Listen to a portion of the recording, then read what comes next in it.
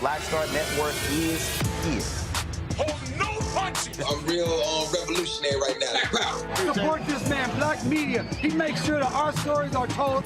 Thank you for being the voice of Black America, Roland. Stay black. I love y'all. All momentum we have now, we have to keep this going. The video looks phenomenal. See, there's a difference between Black Star Network and Black-owned media and something like CNN. You can't be Black-owned media and be scared. It's time to be smart. Bring your eyeballs home. You dig?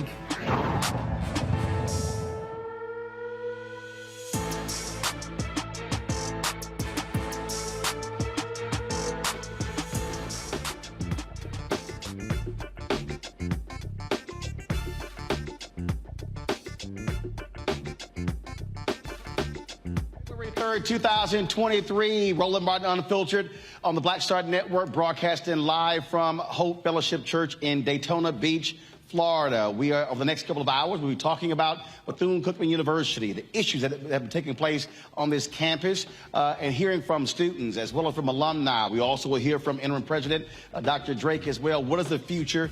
Also, new football coach. Has one been hired? We'll answer all of those questions.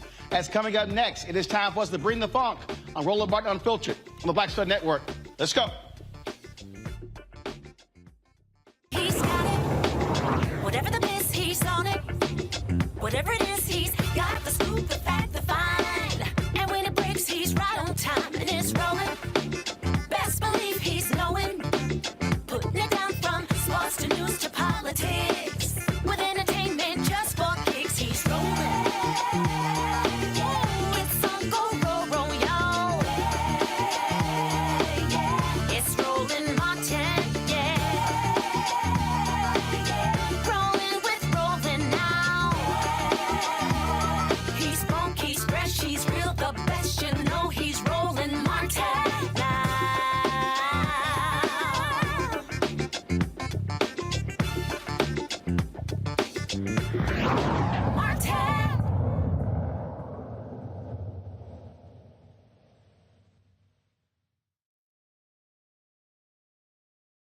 Fellowship Church in Daytona Beach, Florida, for this 2-hour town hall conversation on the present and the future of Bethune-Cookman University. Of course, all this controversy started when former coach, who actually was never really hired as coach, Ed Reed, really sparked a lot of this discussion in terms of the status of the university.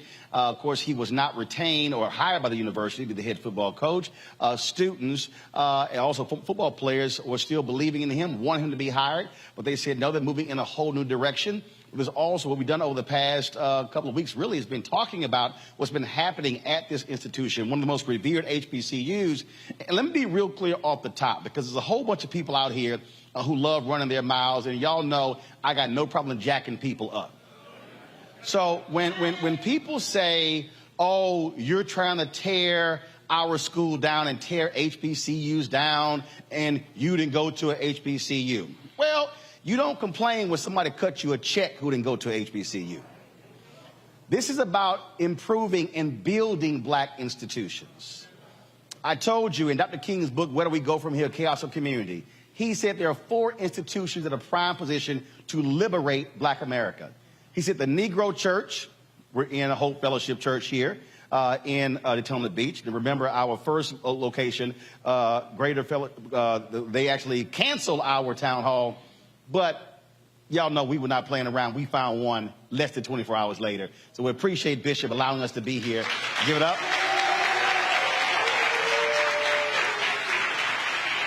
And so there are folks who are saying, oh, you should be talking about this because you didn't go to one. Well, if you don't like it, you should start your own show.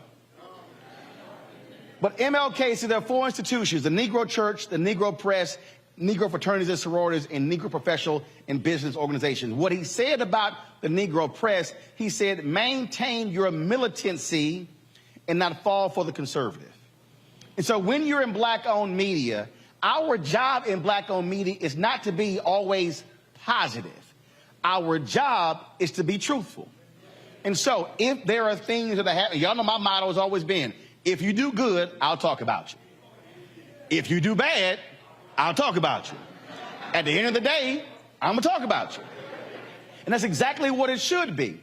And so what our responsibility when it comes to our institution is demanding accountability, demanding excellence, and not accepting what is less than. And so when we were sitting here having a conversation with Dr. Drake, when he invited me to come to campus, I readily accepted.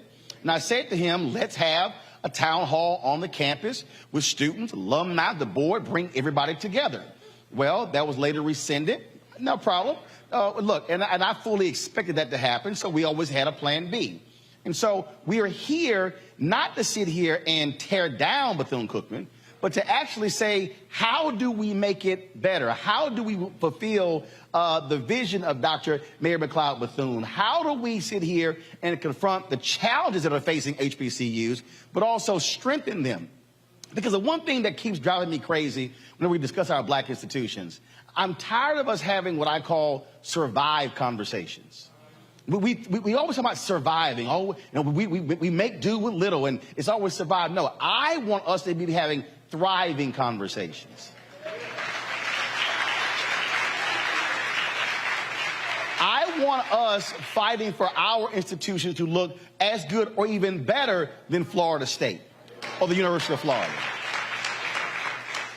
Which means that we have to use our collective power to be able to do so. For the next 2 hours, we're going to talk with folks who are assembled here. And we'll talk about some of the issues and the challenges, but not just simply focus on the past, but also lay out a path forward. Because you have dissension going on. You have the university, soon the Alumni Association, is being disbanded. You've seen alumni donations go down tremendously. You've seen people who say, I want to help. You're having students who are complaining about conditions in dorms and food and complaining about those things. That shouldn't be what's going on. Students should not have to be protesting on HBCUs for better conditions. They really are here to get an education. And so that's what we want to move forward. It's really focusing on those issues. And so I hope you let everybody know what's going on here. And I'll make this last point. And I appreciate mainstream media being here. And I did an interview earlier. But here's the thing that we have to understand. And this is why black-owned media matters. And that is, we ain't here for a 90-second soundbite. This costs us thousands of dollars to be here. Ain't no sponsor paying for us to be here. But the reason we're here because these are the types of stories that we must be talking about. And all the folks out there who call themselves new media or black, whatever they want to call themselves, if all you're doing is talking about what somebody else is doing, well, then you ain't legit. What this is about is for us as African Americans using our collective wealth, our collective knowledge to be able to improve our institutions and make them better, not just for us, but for our children's children. Because if somebody else 50, 60, 70, 80, 100 years ago did not do what they did, we could not be even having this conversation today. And so, with that, we're going to go to a break. We're going to, again, have this conversation. We're going to start with the interview I did with Dr. Drake, because I want folks to hear our conversation, to hear what they say is being done to improve, and then we'll be able to use it as a basis for our conversation here at Hope Fellowship Church in Daytona Beach. So again, got to go to a break. Glad to have everyone here. Folks, you're watching Roland Martin Unfiltered live in Daytona Beach on the Black Star Network. Don't forget, download the Black Star Network app, Apple phone, Android phone, Apple TV, Android TV, Roku, Amazon Fire TV, Xbox One, Samsung Smart TV. Support us in our efforts by joining our Bring the Funk fan club. Check your money orders. Go to P.O. Box 57196, Washington, D.C., 20037-0196. Cash App, $RM Unfiltered. PayPal is R Martin Unfiltered. Venmo is RM Unfiltered. Zelle, Roland at RolandSMartin.com. Roland at RolandMartinUnfiltered.com. And of course, get a copy of my book, White Fear, How the Browning of America is Making White Folks Lose Their Minds. Available at all bookstores, of course, download on Audible as well. And if you're watching, everybody in this room as well, y'all know for the first time we were nominated for an NAACP Image Award for Outstanding News Special. Go to vote.naacpimageawards.net. Go to Outstanding News category, select Roland Martin Unfiltered, Black Votes Matter 2022 election special. Vote for us. You can only use one email to vote. So if you got 5 emails, use 5. One email, so go to vote.naacpimageawards.net to support us so we can bring home. And look, we're the only black-owned media company nominated for an Image Award. Let's bring it home. I'll be right back.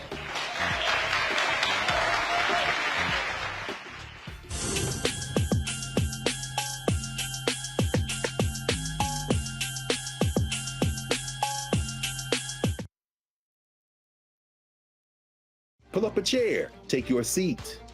The Black Table with me, Dr. Greg Carr, here on the Black Star Network. Every week, we'll take a deeper dive into the world we're living in. Join the conversation only on the Black Star Network. We're all impacted by the culture, whether we know it or not. From politics to music and entertainment, it's a huge part of our lives, and we're going to talk about it every day right here on The Culture with me, Faraji Muhammad, only on the Black Star Network.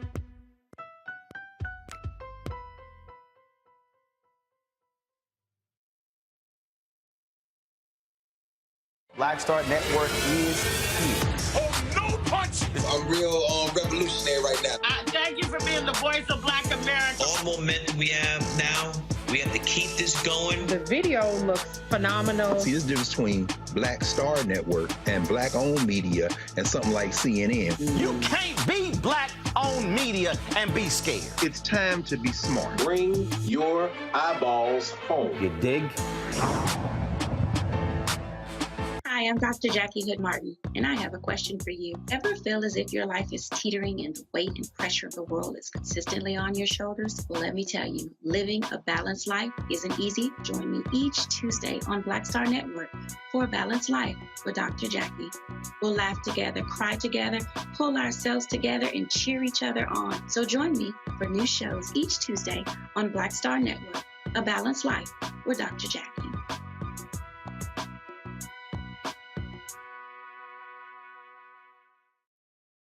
Hi, I'm Israel Houghton. Apparently the other message I did was not fun enough. So this is fun. You are watching Roland Martin, my man, Unfiltered.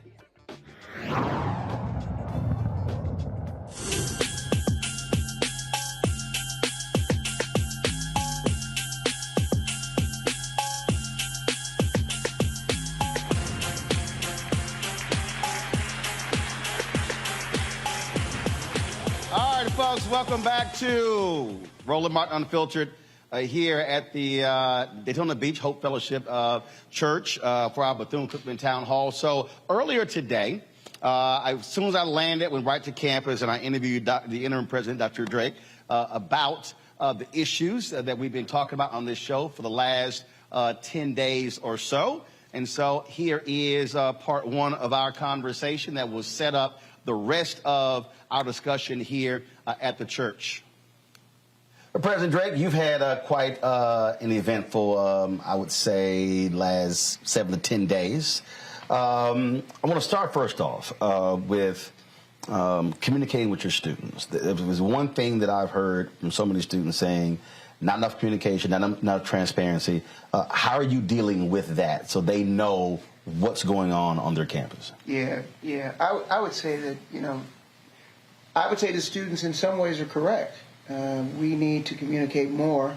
A lot of things going behind the scenes, but what we've done is we've decided to create, and this is with taking the voices of the SGA and student government and other student leaders and saying, okay, let's design a way to ensure that the communication from the administration and anything, quite frankly, is consistent. Last night we held our first session with our freshman class. We're subsequently to do that with freshmen, sophomore, juniors, and seniors. That's part one. Part two is actually to have the subject matter experts for each of our major areas of concern, housing, campus safety, etc., so that they get the subject matter experts in front of them and not just hear them, but also create an action item list, which is what we did last night. When you talk about those areas, one of the areas that, whether it's Bethune-Cookman, whether it's any institution I've been dealing with, folks talk about food services. You've had some students who posted videos of mold and things along those lines. What have you said to your personnel about what they have to do?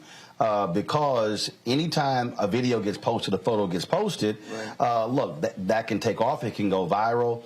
And so what have you communicated to staff? Right, yeah. So, you know, the thing that I'm getting everybody used to is that we live in a digital world now. We don't live in an analog world. That means something can happen in a second, and the next second it's viral, potentially. So what I said to staff is simply this. We have a third-party partner, and Sodexo is our third-party partner. They actually do our food service and dining, and they also do part of our facilities leadership as well. We said to them, look, you need to be more careful and more diligent about that. And in fact, I was just on the phone this morning. They had a 10:30 meeting to discuss not only that issue, but any other issue with respect to what we receive from vendors. For example, prepackaged goods of any kind. So bread might come prepackaged, broccoli might come prepackaged. You need to take the extra step of checking it. If you're getting food or vegetables, they might come pre-washed. Open up the bag and wash them again. If you got bread, look at the rack, make sure the rack matches the date that it's supposed to be eaten by, and not have some bread that might have been old, that might have been delivered from the vendor that you didn't check. So what kind of system are you putting in place to ensure that's happening? So I've had that conversation, and I feel very good about the leadership of that, particularly in the dining hall.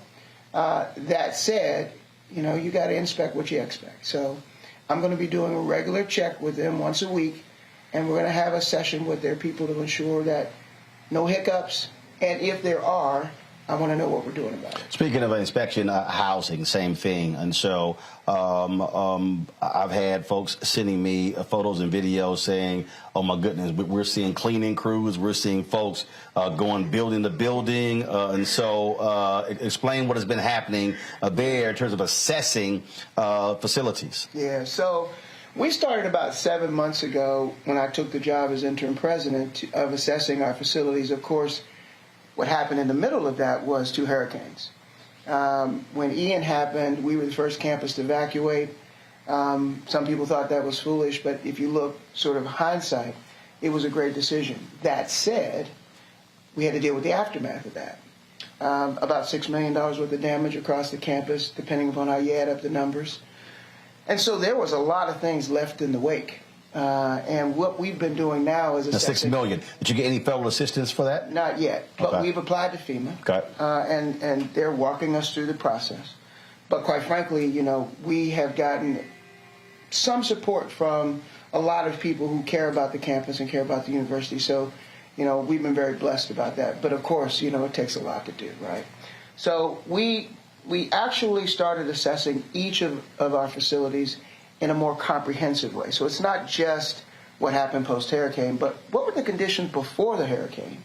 What are we doing about it? What can we do now, cosmetically? So that's sort of what's the first priorities that we can do. And then what do we need to do longer range? So in that assessment, it's age, building condition, not only the age and building condition, but what is the things that might be harmful to our students or might, you know, compromise the safety. So we've asked ourselves a number of questions about each facility. So we have a base list now of about 60. We've got over 100 buildings on campus. So now we're really getting aggressive about doing that, and the board has been very supportive about making sure that we begin to prioritize these facilities in a really aggressive way, and I'm very pleased with that. I couldn't be more pleased with the support that we're getting. So one of the things that I had some parents reach out to talk about, again, locks on dorm room doors, not working properly, shower heads, and then also dealing with rodents or roaches and things along those lines. And so have you been also examining your reporting procedures, and not just in terms of dorm folks, right, but also what are you saying to students about how they use the facilities, because that obviously impacts things as well. Yeah, listen, you hit the big nail on the head that I talked about last night, and in fact, I was so proud of our freshman class president, because she called out her classmates. She said, "Hey, you told the administration they need to be here to talk to you. Where are you? What are you saying?" And what I said to them was, look, we talk about accountability, as you know, or you may not know, but I want to share it with you, is that our core values are around first. That's faith, that's integrity, that's respect, that's service, and that's thirst for knowledge. So when you are, doing something in your room, whether that's letting people in the dorm who shouldn't be there, whether that's propping open a back door, which keeps your roommates and the other people in that building unsafe, or it's, using any kind of substance that is banned from the university, because we have a no alcohol, no drug policy, and no tolerance on both of those. If you're doing those things, you compromise our ability to do things to help you. So we're talking about first, and we're creating sort of this idea of going back to our roots called BCU, we are first. So we take those four, those key core values, and we build things in there like, for example, respect. Well, I don't want somebody living in a place that's uninhabitable. If we've got mold or mildew or things in it, let us know that, because some of it we can see, some of it we can't. Mm-hmm. But if it is there, then we want to take care of that, because if we say we live to our core values as the administration, we got to hold you accountable to do the same thing. Respect means respect for your roommate, respect for the other students in your facility. Those are going to be the way in which we also communicate to our student body things like the progress of our work across campus. So we use BCU We Are First as a way to frame how we continuously keep them abreast of what's happening on campus and what progress we're making. So you're meeting, obviously, you're meeting with your students. How are you repairing this fractious relationship with your alumni? This lawsuit is not a good thing. Again, you've got alumni that's supportive of the university no matter what, but then you have others who are saying, look, it's way too much friction, and all. And so what is happening there? Because certainly, when you talked about going from 12% to 1% of giving, that's huge. Yeah, so, I would say, Roland, that's probably, one of the thorniest issues that we continue to contend with, which is, how do we bring community together when we have major disagreement about the community? A little bit of context around this whole litigation and what it means is that we had a long-standing National Alumni Association. It's been around a long time. They've evolved over time, and two different models have evolved in terms of how they engage with the university. In the latter years, what's happened is you found that many of the university chapters that were assigned, and as you know, when you have a authorized alumni association, they carry our EIN number. They carry our nonprofit. They're essentially an arm of the university. And what we discovered is that much of the funds that we believe needed to come directly to the university we weren't able to substantiate. And in addition to that, because the tax receipt for those who gave needs to go to those people, if we can't substantiate where it came from, we can't exactly give a tax receipt for that. Well, that wasn't the worst part. The worst part was that some of our alumni decided, well, if we're not going to carry and do the way we used to do it, then we'll create our own. And I have not a problem with people saying, we believe in Dr. Mary McLeod Bethune. We want to continue to give scholarships to students. But you can't say you're then an official alumni association of the university, because we own the marks and the trademarks and the seals. And the moment that you start using those things is the moment that we have to be in litigation to stop you from doing so. And that is the crux, in part, of our disagreement. Now, I'll grant you, I would love to see how we get this resolved. Unfortunately, because it's in litigation, we're going to have to let it play out. But rest assured, we are inviting every alumni, regardless of what side of the fence you're on, to join us in trying to do it. The most important thing, the main thing, is our students. Whether you like someone, you don't like a policy, you don't like something that the university is doing, that's one thing. But when you do that and it doesn't benefit the student, it doesn't really give the student the identity, because every time those kinds of things happen, they compromise the credential that students are practically giving their life away, mortgaging part of it because of the debt they're going into. And you can't cheapen that degree. And every time this kind of thing happens, it hurts those young people. Hold on a second. I'm going to go take a break and come back. I'm going to pick up on that in just a moment. You're watching Roland Martin Unfiltered on the Black Star Network.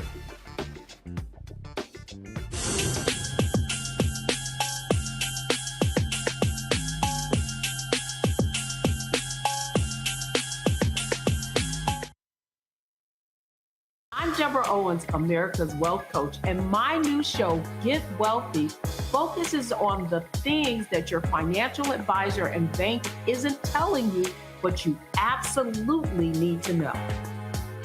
So watch Get Wealthy on the Black Star Network.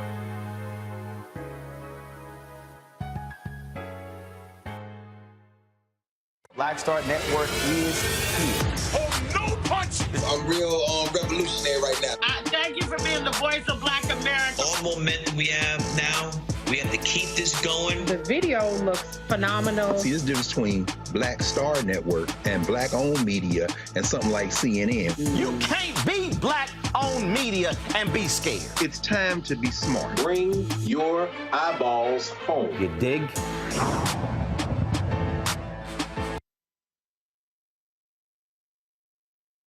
On a next, A Balanced Life with me, Dr. Jackie, a relationship that we have to have. We're often afraid of it and don't like to talk about it. That's right, we're talking about our relationship with money.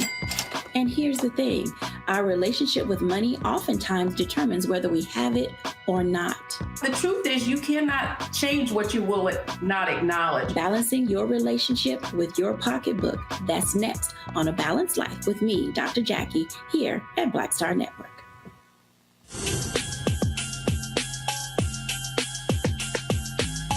President Drake, before we went to the break, we were talking about alumni. Yes. So you're meeting with students. Yes. Are you looking to do something similar across the country with alumni to bring them up to speed? Because, yeah, look, the lawsuit is still going on, but surely there is some sort of pathway for them to also still be engaged. Yeah. So what is happening there? Yeah, good question. So I've been doing a series of fireside chats around the country, and we've been, well received. Our director of alumni affairs has done an outstanding job of sort of redirecting some of that energy into what we can do in the future together. And next week, we'll be holding a national alumni town hall for all alumni. The only thing you have to do is prove that you're an alum. So we're going to have a system by checking and make sure your name's available to us in our alumni roster. But if you are, you'll come in, and I will walk them through the same thing I'm talking to our students about. They'll have a chance using a QR code to actually ask their questions in advance, and then we'll have, of course, the opportunity in the chat to answer more questions. It'll be moderated.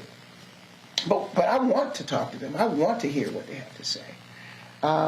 Not in a gripe session, of course, but in a session that really we can have some constructive conversation about what has taken place, what the future can look like. Because, I'm kind of one of those people that I love to focus on what the future looks like. Got to deal with the present. You can't ignore that. But the future of our university and the future of many of our students is based on how well we begin to lay the groundwork for them. And the more time we spend on individual agendas, it's hard to focus on their agenda.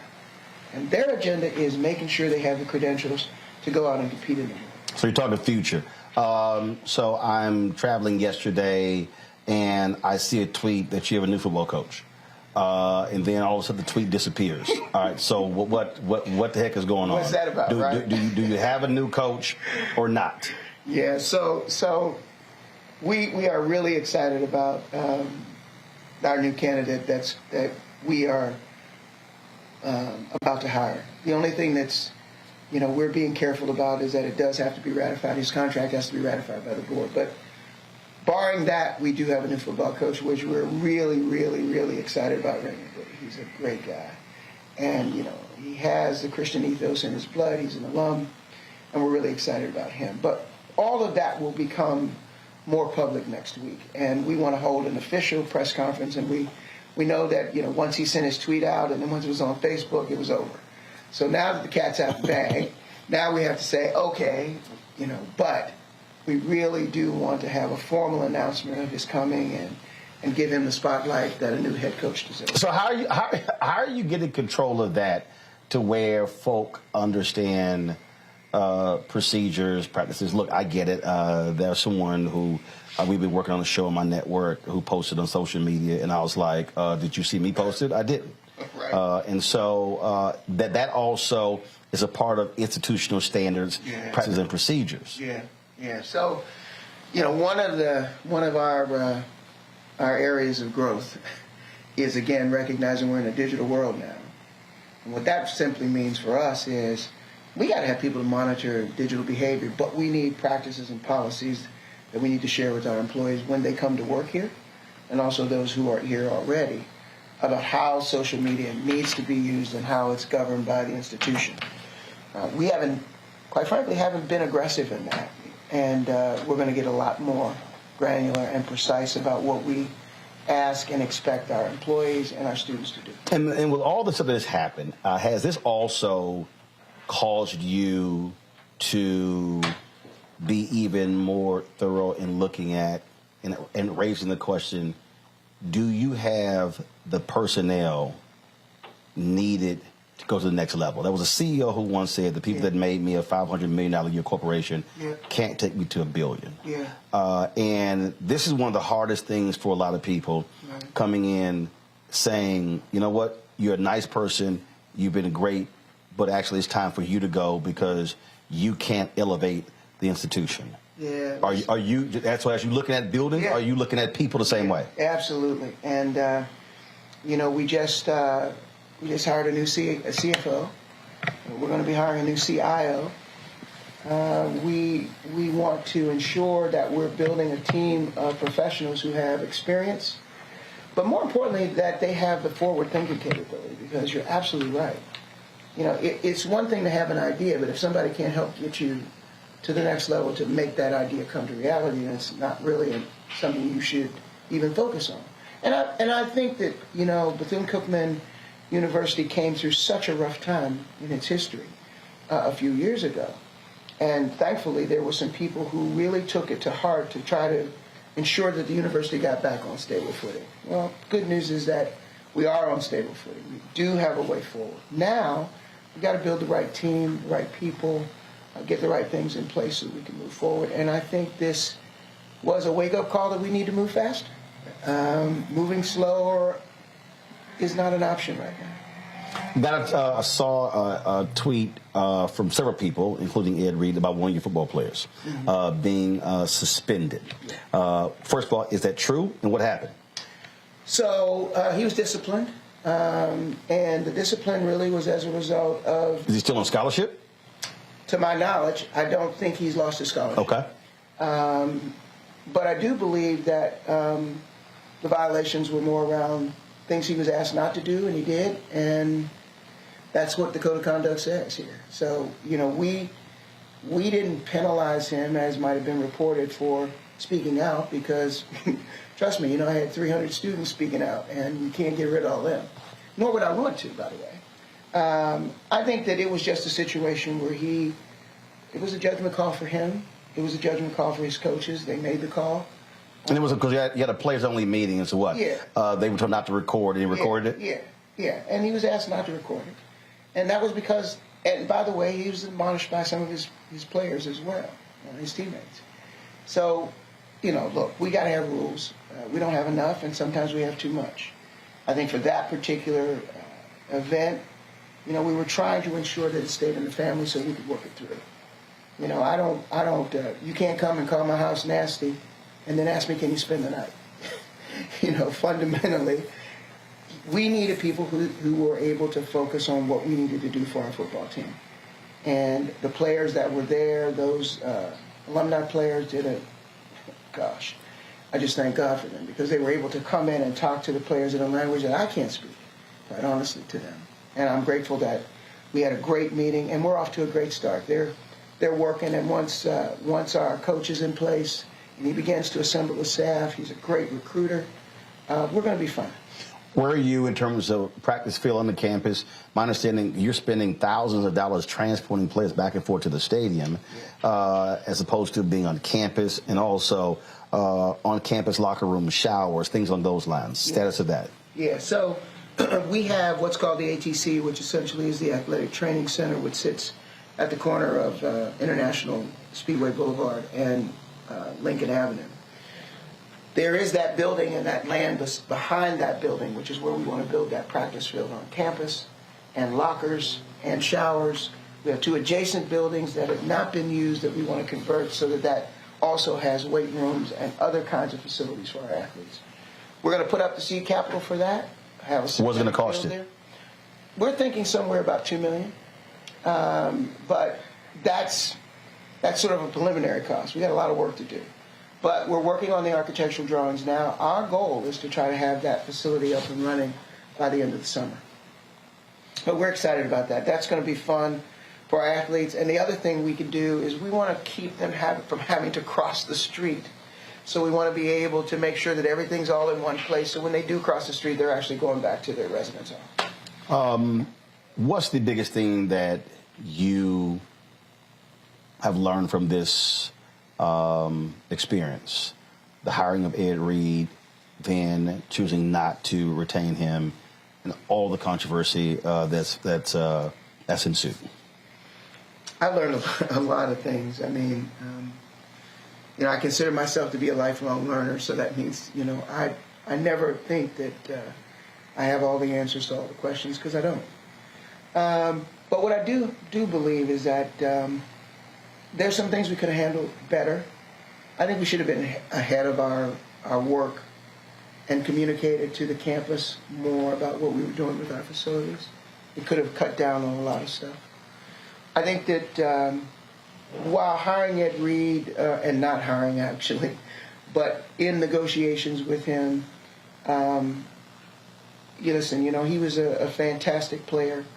And I think that his intentions were good. I don't think that he wanted to harm the program or the university. I think that it's just not a good fit, and sometimes you got to get ahead of that. I wish we would have been a little bit more ahead of that. Third thing is that transparency and excessive communication sometimes works better. Sometimes you don't think you need to communicate when you really do need to communicate. So things like ensuring that our financials, people understanding that we're not only solvent and in the black, but that, the CARES Act funding and the money that we were given by the federal government was stewarded well. And you made that public? Yes. 60% of that money went to students. It's on your website? It's on our website. Right. But we got to make, we've been thinking about how do we break it down so the average person can understand. Mm-hmm. And we're working on that, because it's not just about putting it on our site. We got to say, okay, we just spent $66 million. 60% of that went to students and to repay their debt so they could stay in school. Many of them were carrying forward debt, and we wanted to pay that off and use those funds. And the rest of it went to actually instruction, new faculty or existing faculty creating the programming that allowed our curriculum to expand. Those are things that I wish we would have done sooner. Didn't think about it. But now we know the importance of doing it. Last question. There's someone out there who's saying, I'm not sure if I want to send my child to Bethune-Cookman. Yeah. Or there's alumni who's saying, I'm not sure I want to send my money. Yeah. What do you say to that person? Both of those people. So the first person I'd say is the parent is, before you make the decision, talk to us. Come see our campus, spend some time with our admissions people. See if the culture here for your daughter or son makes sense for your family. Because, you got to take a look-see. My daughter, I took her to see my alma mater when she was getting ready to go to college, one of my daughters. She looked at the campus, she said, not doing it, Dad, sorry. I know you want me to be a legacy kid, but this is not what I want to be. She ended up at FAM. So I want them to come and feel the campus for themselves, meet the people, meet this community. Daytona Beach is a welcoming community in this environment that we have, and we want them to feel like this is a place they can be. For the one that says, I don't want to send my money, or I'm not sure I should send my money, I would say, listen, I can't tell you where to send your money, but if you have an interest in investing in kids that need a future, then there's no better place to invest in here. All right. Well, we'll look forward to see what happens over the next several months, and then tell that story as well. Keep us honest. Thank you. All right. Appreciate it. Appreciate it. Thanks a bunch. Thank you. All right. When we come back to Hope Fellowship, we'll talk with students here, get their reaction to what the president had to say, and talk about the path forward for Bethune-Cookman University. You're watching Roland Martin Unfiltered at this live community town hall here in Daytona Beach, Florida, right here on the Black Star Network.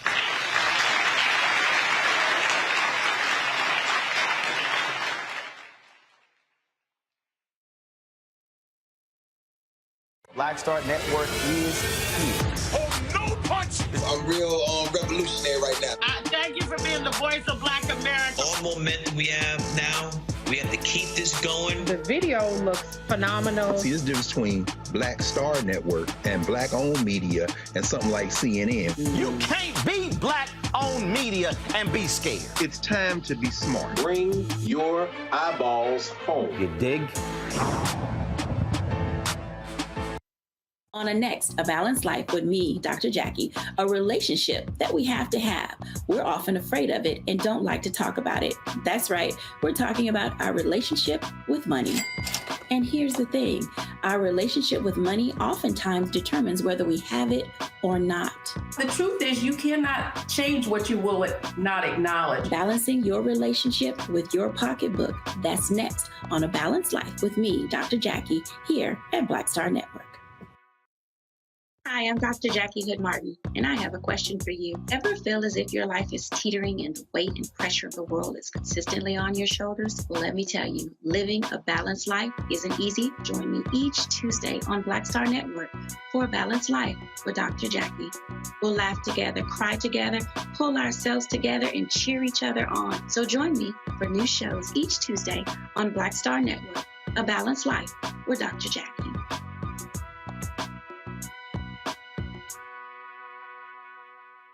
54th NAACP Image Awards is airing live on February 25th, honoring outstanding performances in film, television, theater, music, and literature. But this year, Roland Martin Unfiltered is nominated for Outstanding News or Information Series or Special. To vote, head to NAACPImageAwards.net, scroll down to Outstanding News/Information Series, select the category. You have to click on hashtag Roland Martin Unfiltered Black Votes Matter Election Night Coverage. To submit your vote, you will need an email. Only one vote allowed per email. Voting ends on February 10th at 9 p.m. Vote today. Hi, y'all doing? It's your favorite funny girl, Amanda Seals. Hi, I'm Anthony Brown from Anthony Brown and Group Therapy. What up, I'm Lana Well, and you are watching Roland Martin Unfiltered. Early. Why are we early? They haven't even played the stinger. All right. We're supposed to play the stinger coming back, but we didn't play it. Now y'all can clap. Go ahead.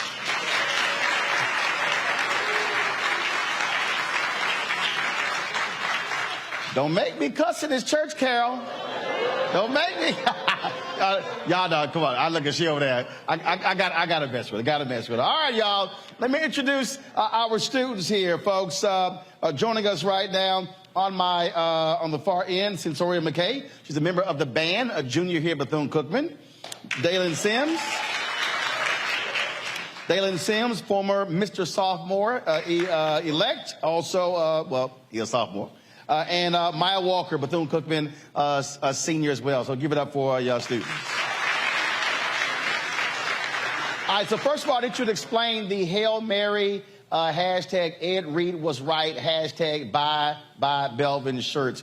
Y'all have them on here. So whose idea was that? So the idea was, it was a collection of students, also alumni. Hail Mary, they had a protest back in 2018, I believe so, 2017. And that was to get a new board of trustees, new president. And they saw very good push to it, so we wanted to piggyback off their success. Also with Ed was right. Ed was right in the fact that we had conditions that unlivable conditions on campus, and also that we need unique change. And bye Belvin basically means we want a whole new board of trustees, and we need Belvin period. And we know that it starts at the top, and the top is board trustees and board chairman period. So we want all of them gone. And we want a new board trustees where alumni can pick it, students, faculty, and staff can also help out and pick a board trustees that is for Bethune-Cookman, not for their own pockets. So I'm going to get to the board in a second here, but I do want to talk about something the president did say. Control room, pull up the post that I sent y'all. And so this went out yesterday, where Coach Woody actually tweeted that he was coming to Bethune-Cookman. And this was the tweet here. It went up on his Facebook page, then Twitter. Well, he had to take it down because he wasn't authorized to post it. And so when the president said that they'll be making the announcement next week. And so either one of you, again, your thoughts on the fact that the university is moving forward, that Ed Reed will not be the head coach here at Bethune-Cookman. They have chosen someone else. Okay. So it's sad to see Ed Reed go because Coach Reed, he wanted change for us. He saw that Bethune-Cookman needed change. He wanted change not for the football team, but for the whole school. So it's sad to see him go, but, you know, we have to keep moving on at the end of the day because at the end of the day, Bethune-Cookman is a business, and you have to keep the business running. I just want to say that with Ed Reed came in, and it wasn't like he had this selfish attitude. It was selfish. It wasn't that, oh, I'm just here strictly for the football team. It was really just, I'm here for the school. It's time to turn things around. Like, you're here to make a change. And for him to go, it's sad. So, like, with the new football coach coming in, it's really going to have to, you're going to have to pick back up off where Ed Reed left off at. And if you can't do that, then it's just on to the next person. Do you believe that the comments made by Ed, do you believe that gave new life to the student? It empowered folks to be able to freely speak out about what they are concerned about. I mean, there were previous protests in other years, but what I kept hearing from folks saying is that when he made those comments on social media, that it really spurred others to say, you know what, I need to use my voice. Yes, his comments did create a spark in the protest of Hail Mary Part 2. It needed to be said because students have been gone long enough from being unheard by the university, and it was just time to make a change. So one thing about Bethune-Cookman, they hate bad press. So for us to get to them is to go to the media, is to say, hey, we have mold in our dorms, is to say we have rats, we're getting sick by it, because how many times do we have to complain for you to do something and nothing is being done? Now, when you say complain, here's what I'm curious about. Who are you complaining to? What is the process? Is there a formal process when it comes to the issue that you're talking about? We complain to maintenance. So people that stay in phase or these different dorms, they complain to maintenance, but... Right, but you're talking directly to maintenance. What I'm saying is it the worker? Is it their boss? Is it the supervisor? Or is there an administrative person who you're able to communicate with who's frankly over them? It's a work form, so we don't know who we're talking to. It's just a form that we send in. It's a form you fill out. Yes, it's a form that we fill out and that we send. Like Maya said, it is a form that you fill out and you send in, and depending on the severity of it is how the response time is.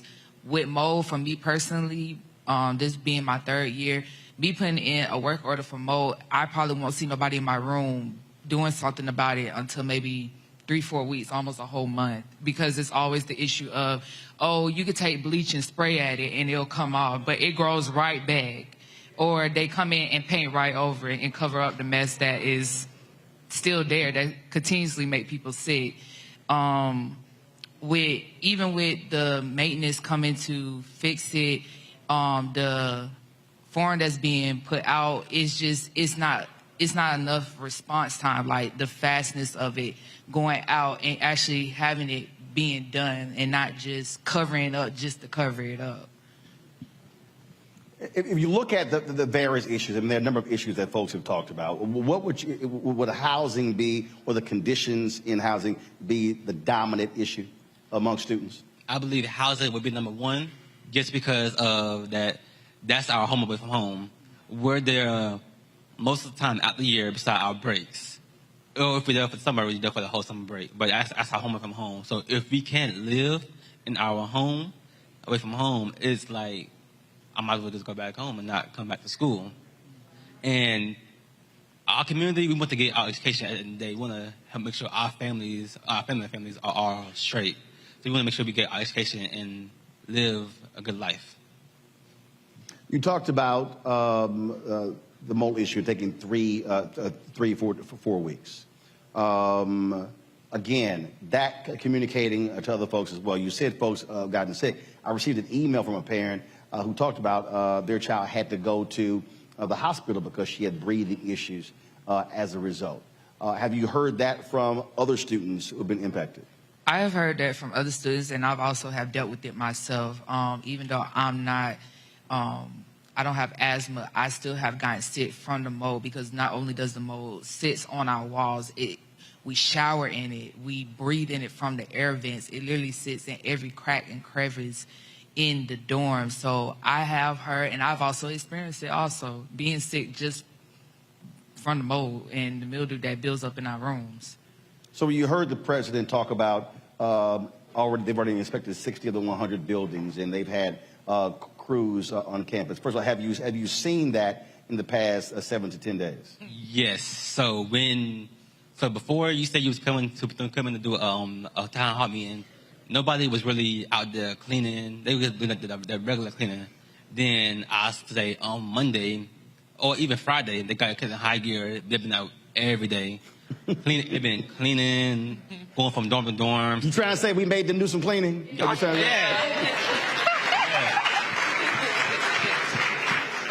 They've been going from dorm to dorm, seeing if everybody's okay, seeing what do you need done, because they knew you were coming to Bethune-Cookman. Well, not coming, but you will be in the area. You were smiling when I raised that question. Go ahead.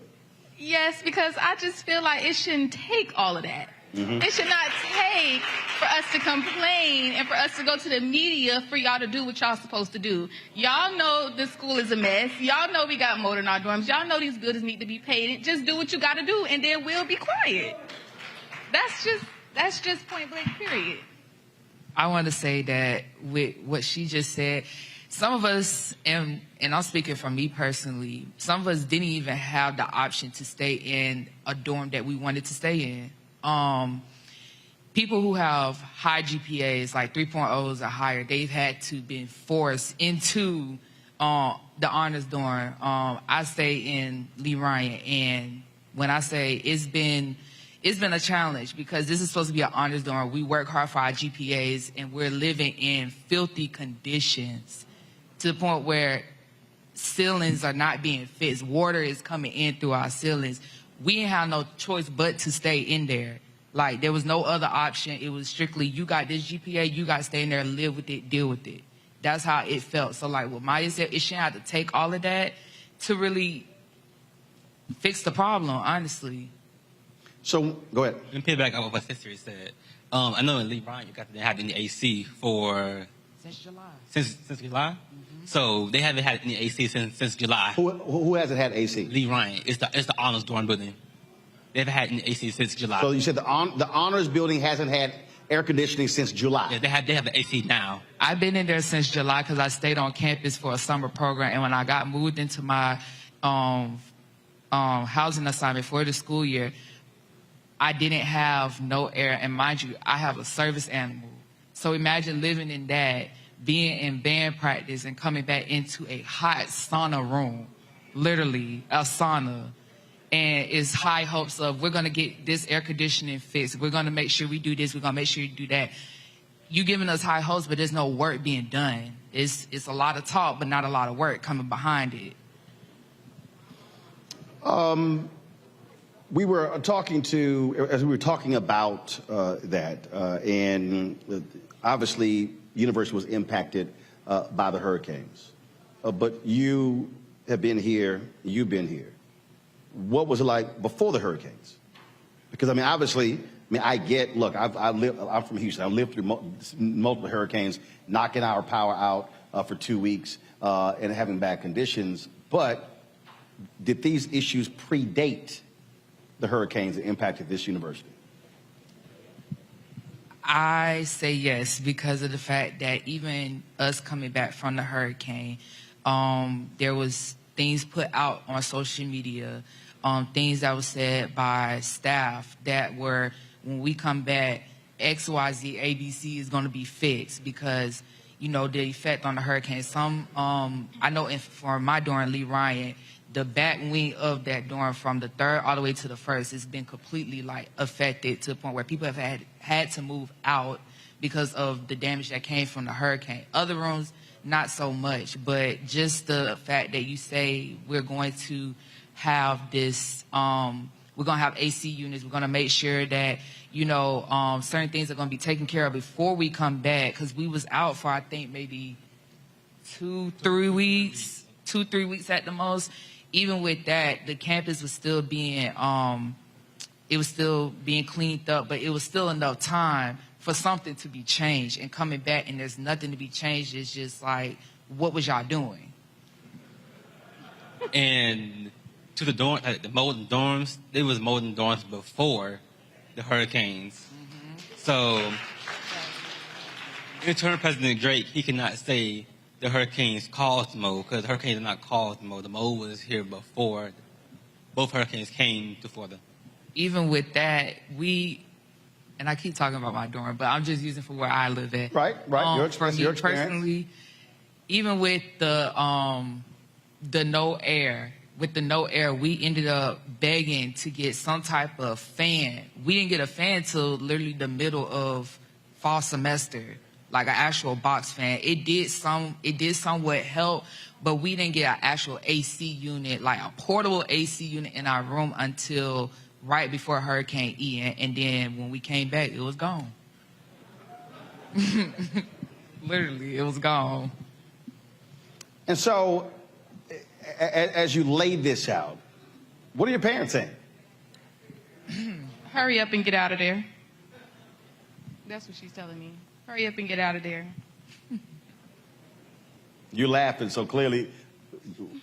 For my parent, it's very much what Maya said. It's time for you to go. Like, it's time to get up out of there, because you shouldn't have to live in your home away from home in that type of condition. You paying all of this money out to the university, and where is the money going for our living conditions? So, yes, my parent, by her being a single mother, and it's frustrating to know that I'm constantly worried about my child's safety, my child's health. You can't sleep like that. You can't, as a parent, you can't sleep like that. So, like Maya said, my parent is basically like, you got to find a way to get up out of there.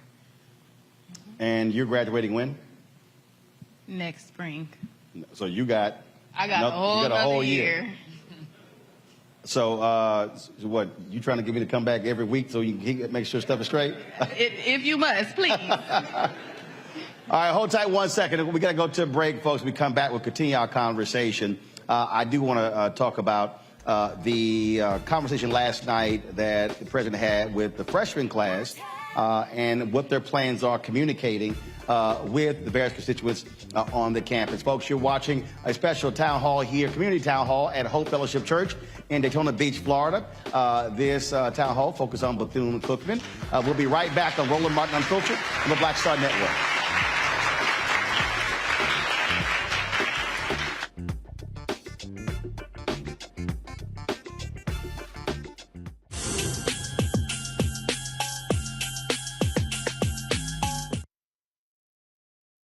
Next on the Black Table with me, Greg Carr. An hour of living history with Dr. Richard Mariba Kelsey, thinker, builder, author, and one of the most important and impactful elders in the African American community. He reflects on his full and rich life and shares his incomparable wisdom about our past, present, and future. African genius is saying that my uncle was a genius, my brother was a genius, my neighbor was a genius. I think we ought to drill that in ourselves and move ahead rather than believing that I got it. That's next on the Black Table, here on the Black Star Network. Most people think that these television shows that tell stories about who we are as black men, and then they paint these monolithic portraits of us. They think that they're being painted by white people. And I gotta tell you, there are a whole bunch of black folk that are the creators, the head writers, the directors of all of these shows, and that are still painting us as monoliths. The people don't really want to have this conversation. No, they don't.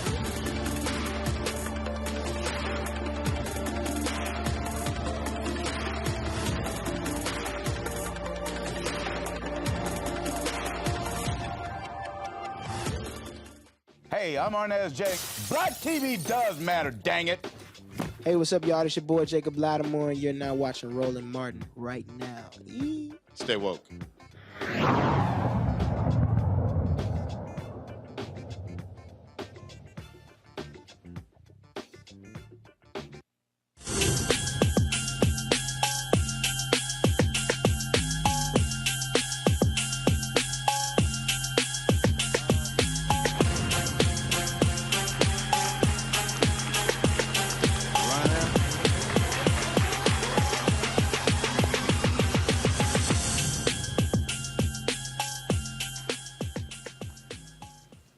All right, folks, welcome back to Hope Fellowship Church here in Daytona Beach, Florida, for our Bethune-Cookman Town Hall. We're talking with some students here. We got a packed house here of students and alumni and the community folks here. And so everybody wave. Everybody wave. All right, glad to see everybody here. Glad to see you for this conversation. We played the interview there of President Drake. So I'm curious. So last night, he said they had a meeting with the freshman class. How many folks showed up? Had to be like less than 20. Now, anyone just give me a number. How many freshmen are on this campus? So just give me a roundabout number. Go ahead. The freshman class is the biggest class we have on campus right now. Huh? The biggest class we have on campus right now. Yeah, what? 500, 600, 700? No, like 1,000. So 1,000. 1,000. Okay. So here's my problem. Here's my problem. Your folks have been protesting conditions on campus, complaining about a number of things. I had the student leaders on my show saying they had not met face-to-face with the president since August. For the first opportunity to meet the president, 20 out of 1,000 show up. Yes, sir. But that's a problem. Yep. Because if you're talking about confronting leadership and demanding change, folk got to show up and speak their mind and challenge the administration, because I'll tell you, if 20 out of 1,000 show up, a bunch of other folks will say, we good. I'm going to move on. What do you say to those freshmen? I would just say, we did all this talk, we did all this work, all the media came out, the news stations come out. You still need to speak your mind. Don't be afraid to go out there and say what you need to say. Don't be afraid to say, hey, this is what's going on in my room. I got mold here. Don't be afraid to say, go out and speak your mind. I would say that freshmen, even though you guys are fresh on this campus, y'all still have a voice, just like the rest of the student body. So don't ever feel like your voice is not heard. Yes, we had a protest, but a protest is not enough to do what we need to, the changes that we need to have happen on this campus. So yes, we had a protest, we did all of that, but showing up to these town hall meetings is very, very important, because this is where you get a chance to see the president, you get a chance to speak what you need to speak, instead of just, oh, I went to a protest, I did what I need to do, I'm going back to my room. Because at that point, it's just like it was said, you know what, my job here is done.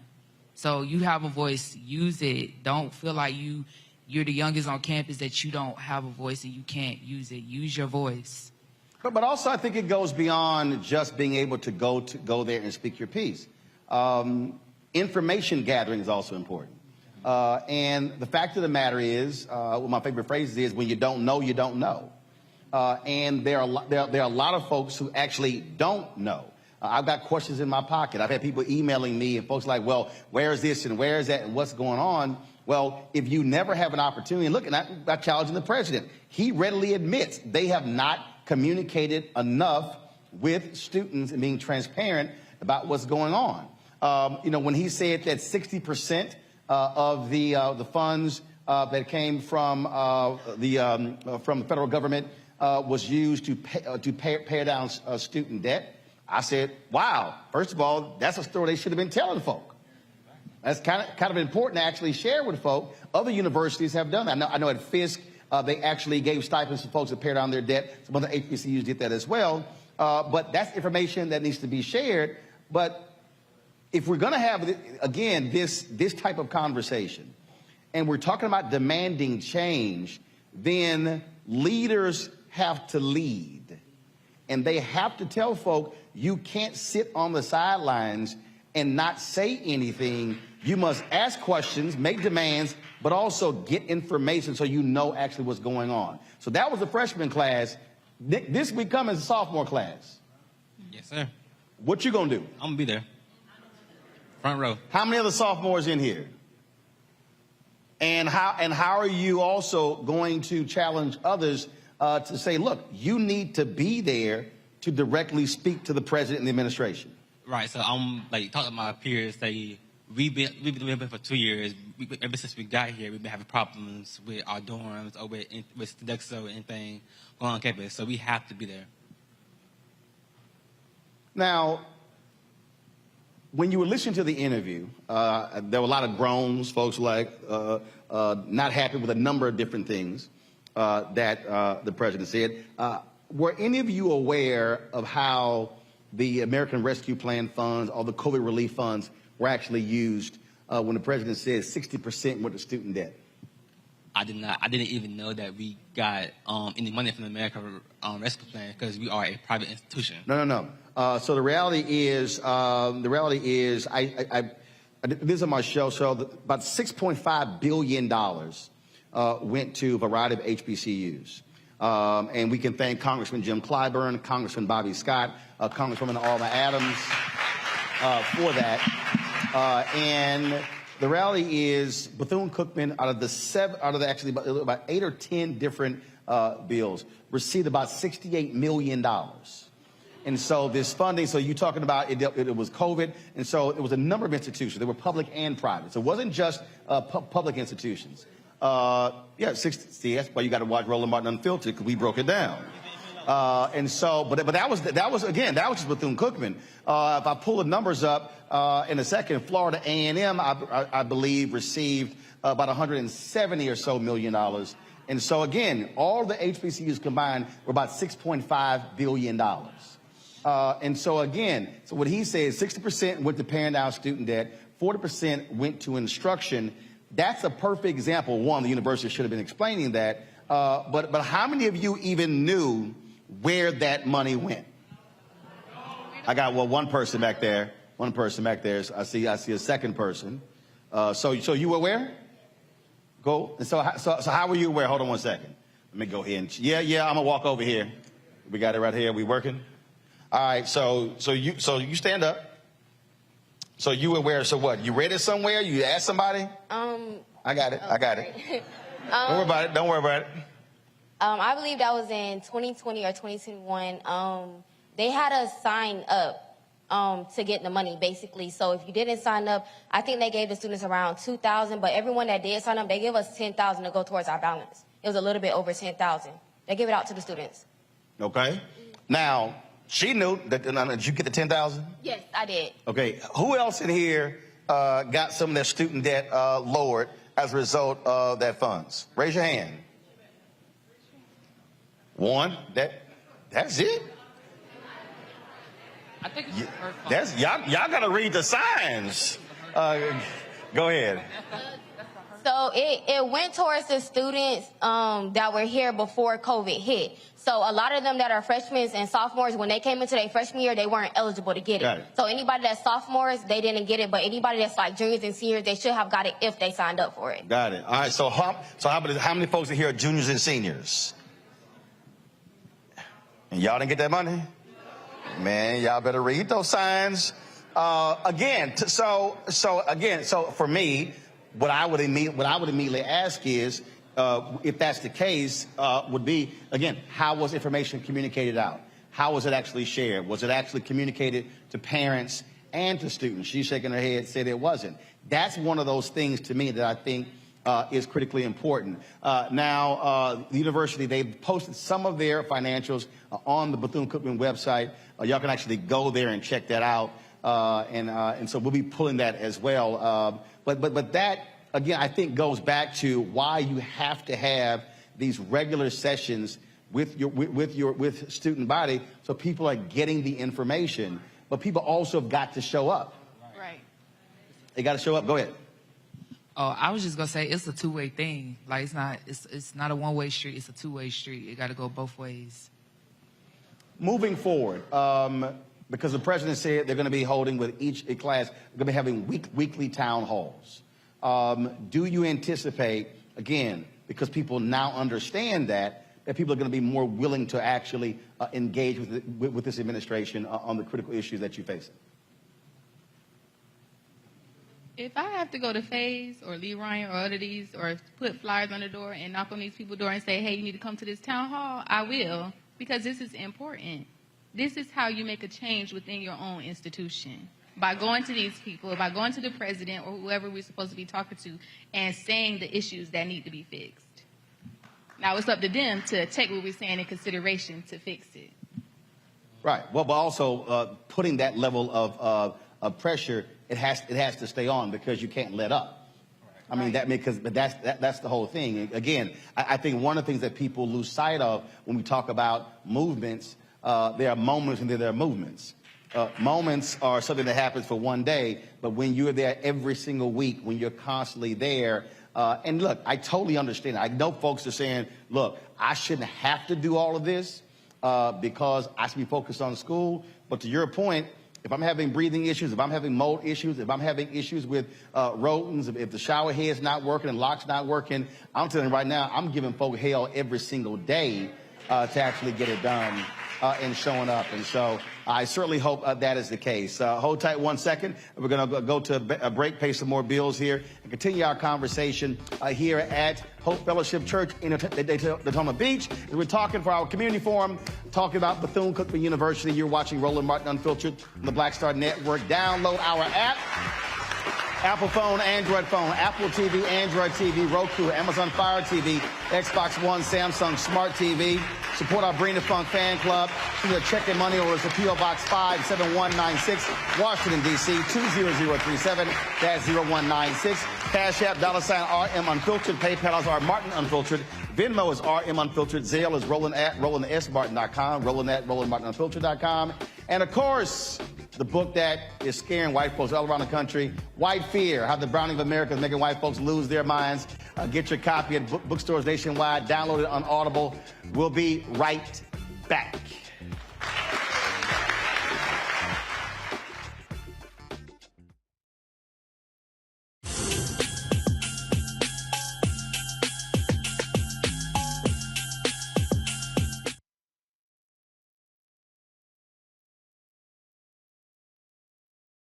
When you talk about blackness and what happens in black culture, we're about covering these things that matter to us, speaking to our issues and concerns. This is a genuine people-powered movement. There's a lot of stuff that we're not getting. You get it, and you spread the word. We wish to plead our own cause.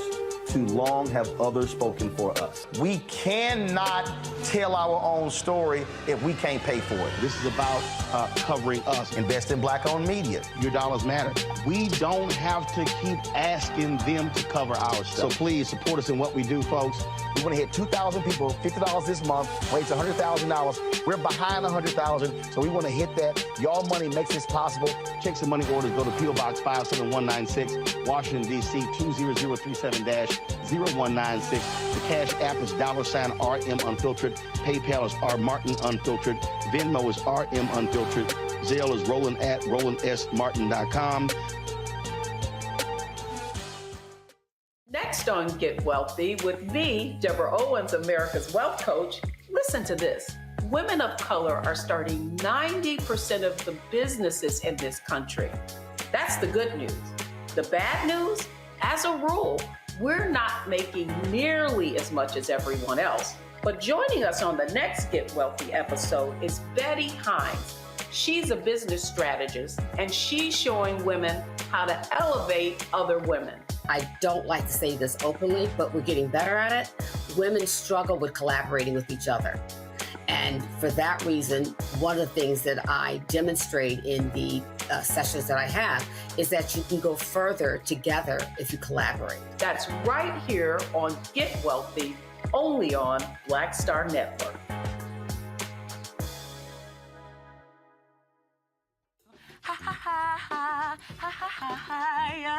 Hey, I'm Antonique Smith. What up, Lana Well, and you are watching Roland Martin Unfiltered.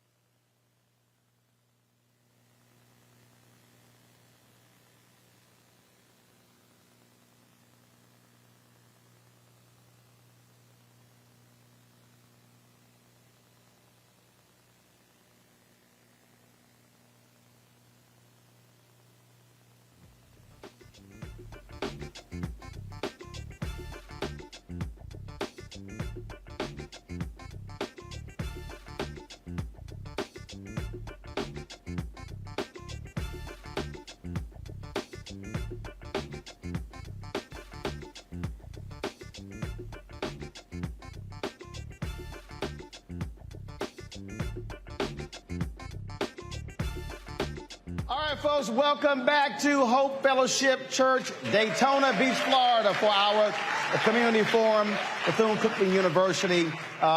We, of course, glad to have all of you who are watching. Don't forget, if you're watching on YouTube, hit that like button. Some of y'all comment, y'all riding for free. Okay, ain't like we charge you, but hit the like button. Facebook, share it as well. You're watching the Black Star Network app. Do the exact same thing. Share your comments as well. We certainly appreciate that because it impacts the algorithm, and y'all also know how stuff goes viral. Some of y'all may have seen my conversation last night with that black conservative. He in witness protection today. After he done locked his Instagram account, Twitter account. They've been lighting his behind up, but he has to come on. That's what happened when you come on my show and lie. It's never good for you. And so again, hit that button. We certainly appreciate it. All right, folks, joining us right now, a couple of graduates of Bethune-Cookman. Warnell Johnny Vickers, Jr., former football player here at Bethune-Cookman. How's it going? Roderick Ziegler, BCU alum. All right. I appreciate that. Now, also, y'all didn't get a female alum? Nobody want to talk? See, look at her. She just shot her hand up. Okay, come on. Come on. All right, go ahead and sit down right there. All right, now you don't do what's right. I'm going to be like Prince, kick you off the stage. I'm just messing with you, All right, what's your name? My name is Tundra King, a 1986 alum. 1986 alum? All right, cool. All right.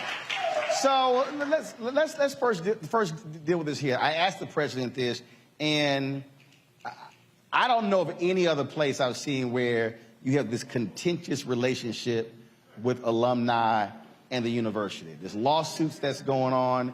The president told me last week alumni giving dropped from 12% to 1%. That's unheard of, which is absolutely crazy. The national average is only 3 to 4%. And so to even be below that is crazy.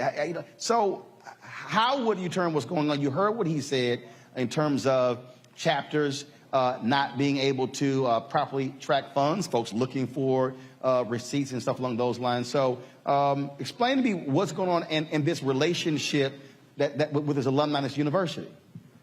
It's a very strained relationship.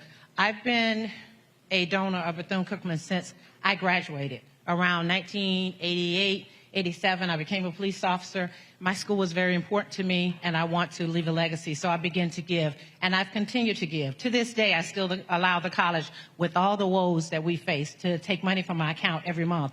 So when we began to work with the college and we heard about the lawsuit that took place, it was devastating to me. I immediately emailed, at that time, our interim president, which we've gone through several since that time.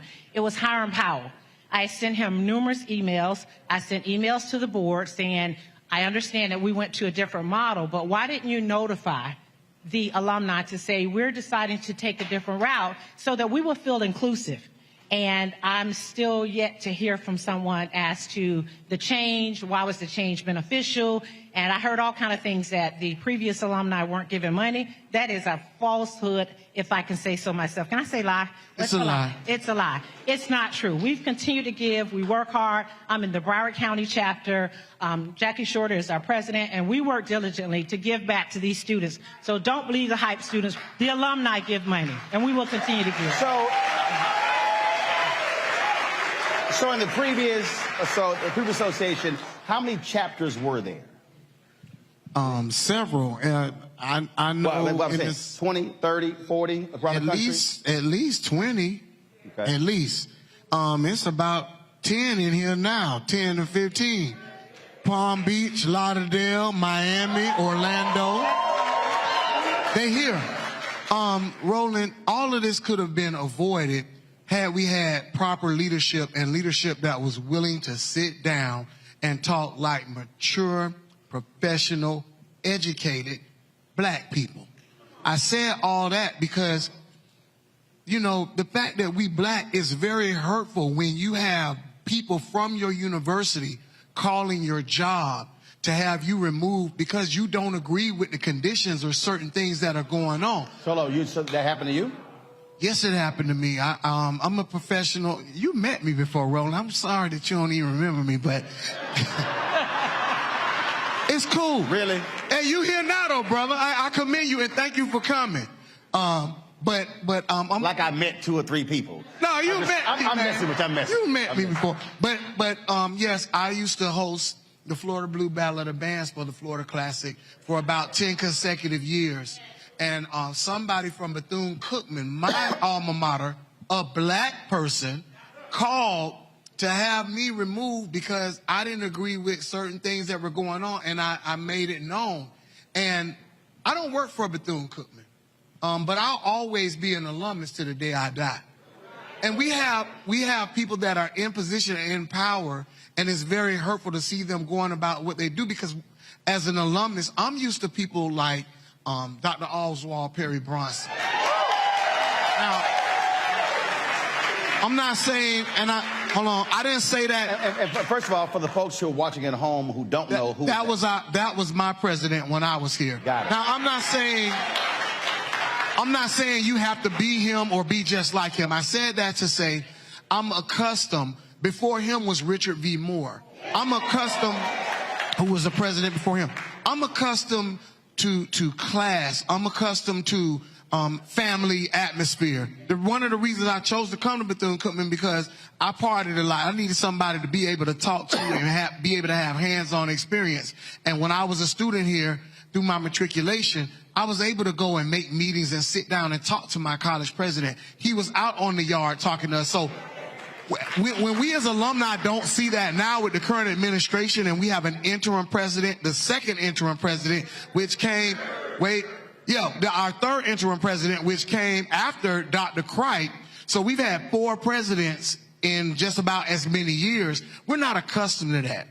So now we're here in this situation, and now you have the Board of Trustees and the schools suing its alumni association, the original alumni association, which is over 88 years old, which was founded and started by our founder, and then you tell us you're going to try to dismantle us. It ain't happening. We're not going anywhere. We're not going anywhere. All of this could have been avoided by a simple, and I know for a fact, I'm not telling you what I heard, I know for a fact that the Alumni Association, which is currently called the Mary McLeod Bethune National Alumni Association, they requested a meeting with, at the time, Dr. Hiram Powell, who was our interim president, and they requested a meeting, and they asked for Belvin Perry or some members of the Board of Trustees to come to our national convention. We were refused and turned down. There was also a lawyer that was called in so we could have a mediation. That was refused. So all of this, it seems as though they pretended like, and I'm listening to Dr. Drake, it's as though none of this ever happened and everything's going to be fine. And you started this with us, and now you're making it look like we're the bad guys because we don't like how you're treating us. Alumni have been disregarded. Alumni have been disrespected, and they're trying to throw us out like trash. And it's not going to happen. Wildcat born, Wildcat bred, and when I die, I'll be Wildcat dead. I'm faithful to this school. I'm faithful to Dr. Bethune.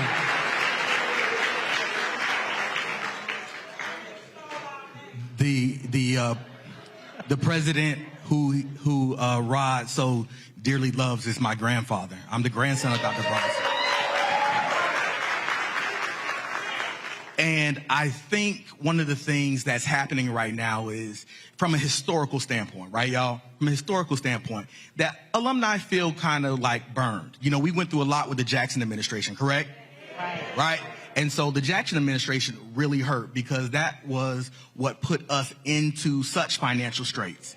We had a surplus when my grandfather retired. We had a surplus when Dr. Reed left. So we had money. It was misused. Then what happened was Dr. Jackson left. We had Judge Grimes come in as the interim. He led the way for a little bit. No permanent presidency. Then we had Dr. Cricht come in. And Dr. Cricht, he helped right the ship, right? It was a hard right, but he helped right the ship. Now, what hurt was that Dr. Cricht only stayed for a year and a half. Well, and my understanding that he was run off. Yeah, data board of trustees. So that ain't what I heard. No, so that's what I know. It was two things that came out. One thing was that he's choosing to leave, and another thing was something else. I read because I read two things. I read. No. Like I said, I ain't read it. Don't believe the former. He was run off. Okay, but so we have Dr. Cricht who comes in and rights the ship, but it was a hard right because what happened was, in order to right the ship, a lot of people lost their jobs, a lot of good people, right? But when you're facing a massive deficit, and when you have to do that. Hold tight one second. I got to go to a break. I want to pick up on that when we come back. Folks, you're watching this special town hall here in Daytona Beach. Community town hall regarding Bethune-Cookman University right here on Roland Martin on the Black Star Network. We'll be right back.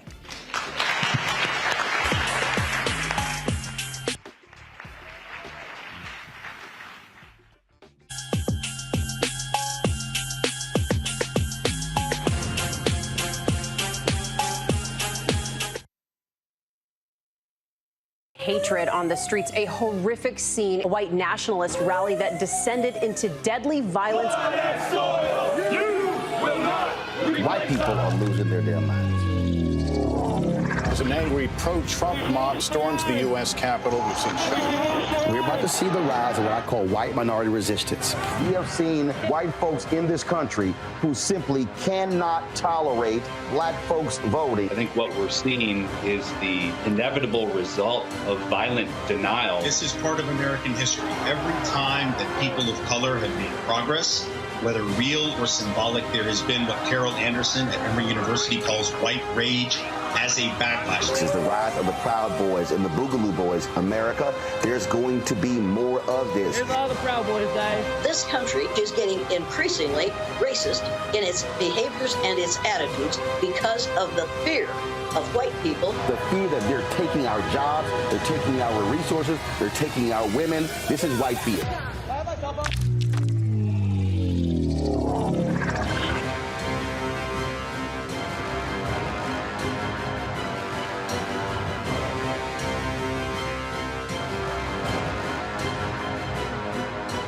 I'm Deborah Owens, America's Wealth Coach, and my new show, Get Wealthy, focuses on the things that your financial advisor and bank isn't telling you, but you absolutely need to know. So watch Get Wealthy on the Black Star Network.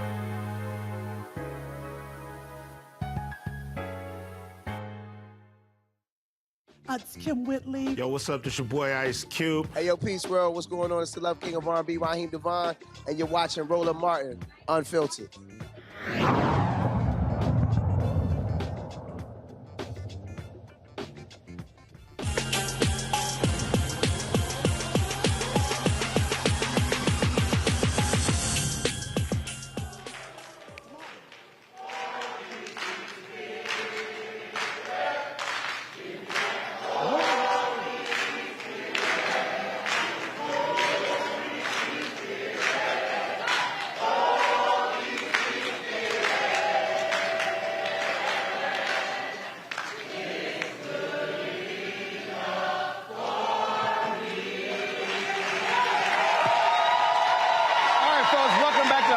Church here in Dayton Beach for our Bethune-Cookman Town Hall.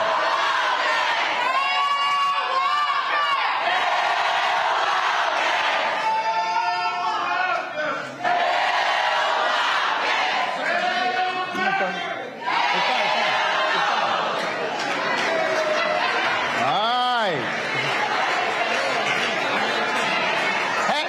Had to make sure everybody was awake. Before we went to the break, we were laying the foundation in terms of really how we got to this point. And the reality is this here, and that is, I mean, you're talking about a whole lot of things that have happened. And so past is prologue, past lays in terms of, I understand the anger, everything like that. But here's the question. What now? How do you move forward? You have an interim president. But you still have your board of trustees. As I listen to what you laid out, it sounds to me like your fundamental problem still is with the ultimate leaders, which is the board of trustees. So, is there one trustee who you can who you're communicating with, talking with, who can serve as someone to help with this?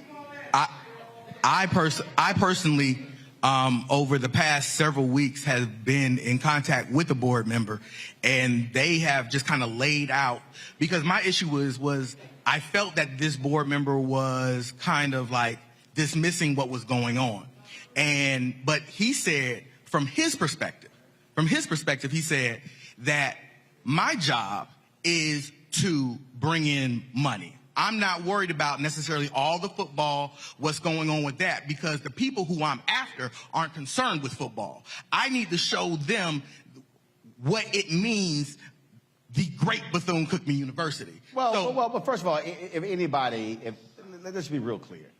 If anybody who is a board member makes that statement, that person really should not be a board member. Because the reality is, a member of the board of trustees is responsible for the entire university. And so what they should be communicating is that I care about the health and well-being of the entire university, because the reality is, when you talk about football or basketball or band, that's actually your most visible assets that serve as a recruitment tool as well. Yes. And I've been communicating, again, with administration folks, alumni, board folks as well. And I don't know who the entity is. I don't know whether it's the United Methodist Church. I don't know who it is, but because I mean, look, this university gets funding from the UMC every year, but there's somebody has to be the grown-up of all grown-ups and say, listen, we don't need all of this drama, because I can tell you it's a lot of media folk ain't got no problem with lots of drama. As what I've heard described here, this might be a Real Housewives show or Love and Hip Hop in terms of all the friction back and forth, and that doesn't move the university forward. It doesn't. We believe to move the university forward, we must get rid of our board chair. Belvin Perry must go. There's no options. There's no getting around it.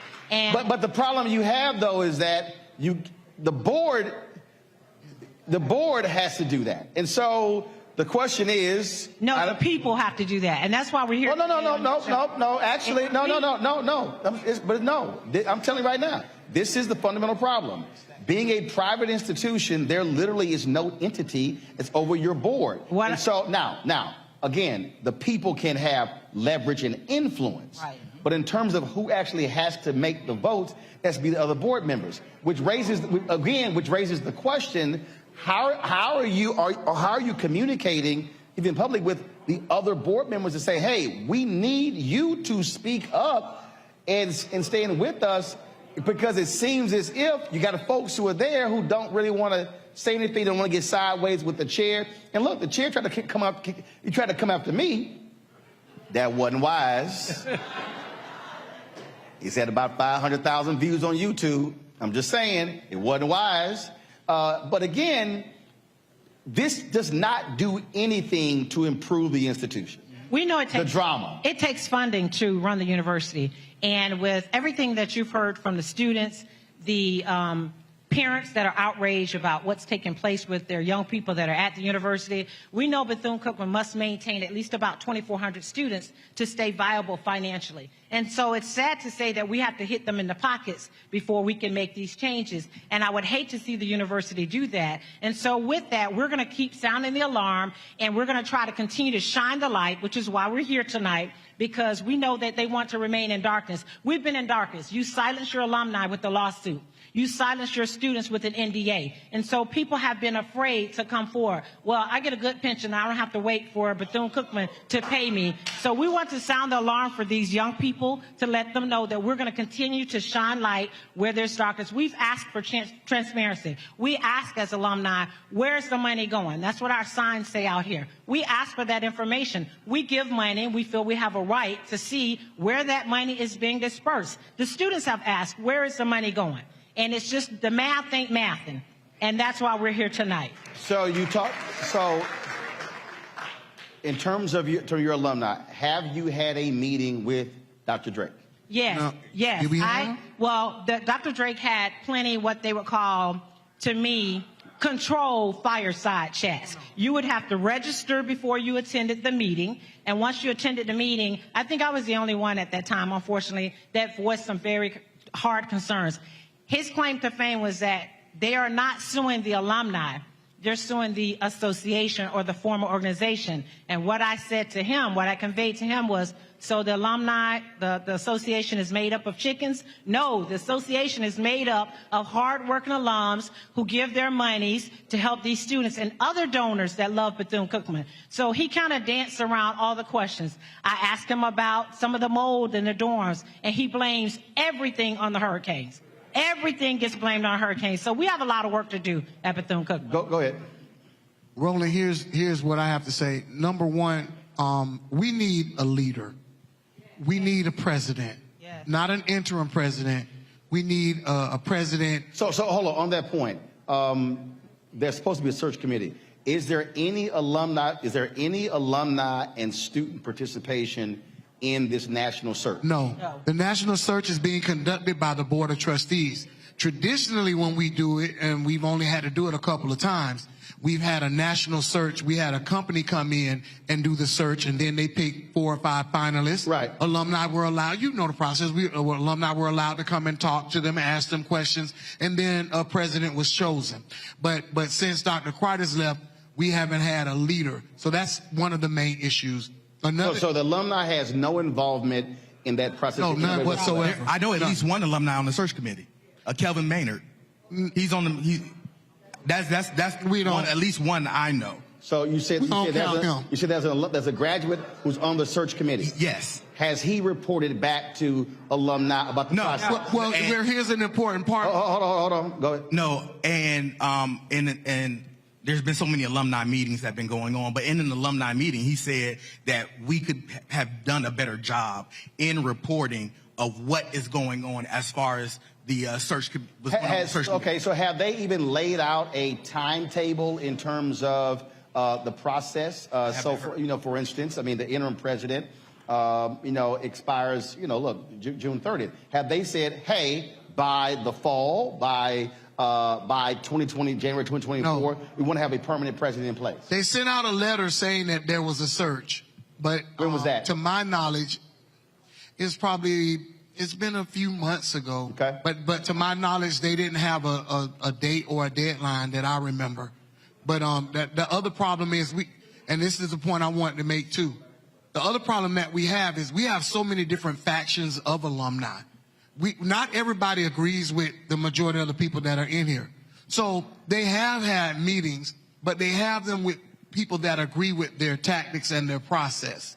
They meet with people who are patting them on the back for the bad service that they're getting. And I can't help but ask myself the question the other day, what would have happened if Ed Reed had not done what he did? Or what would have happened if we wouldn't have been able to get in contact with you? This same stuff would have been going on. So we have different alumni, and I want to say this to any alumni that's watching this, whether you agree with the administration or not, if we don't come together as alumni, students, and parents, and also faculty and staff, we're going to lose our school. We're going to lose our school because there are, me personally, this is what I believe. I'm not speaking for anybody else, but I believe there are factions that are out to get not only Bethune-Cookman, but a lot of our HBCUs. They want to see us fail, and we're helping them fail. What we're doing actually is not helping. We actually have alumni that are in here right now that, and I know y'all don't want to hear this, but I've been saying this for years too, and I'm gonna tell you, I'm gonna keep it 100. We have alumni that are in here right now that won't join the Alumni Association, that won't give money to the school and haven't given money to the school since they graduated. Now, part of that is how they were treated while they were students. So we got students that are sitting here that are living in molded dorms. Are they going to want to give back when they graduate? They're going to graduate, get their cap and gown, and they're going to run. And you can't blame them. So we've got to do something, alumni, that's counterintuitive. We've got to give and continue to support the school, even though we don't like the conditions, but find a way also to get a new board of trustees and turn things around for these current students. I'm going to go to a break. I'm going to come back for our final segment here at this community town hall here at Hope Fellowship Church in Dayton Beach. We're talking about Bethune-Cookman University, one of the more prominent HBCUs in this country and obviously in this state. And so we'll continue this conversation right here on Roland Martin Unfiltered on the Black Star Network. Again, download our app. You can catch us on YouTube, Facebook, Instagram, all the platforms. But please download our Black Star Network app. Available on Apple phone, Android phone, Apple TV, Android TV, Roku, Amazon Fire TV, Xbox One, Samsung Smart TV. And, of course, our 24-hour streaming channel has launched. We're available on Amazon News. If you have Amazon Fire, simply go to their live news grid, and you can actually watch our 24-hour channel there as well. The only Black-owned, 100% Black-owned news information network with a 24-hour streaming channel. We'll be right back.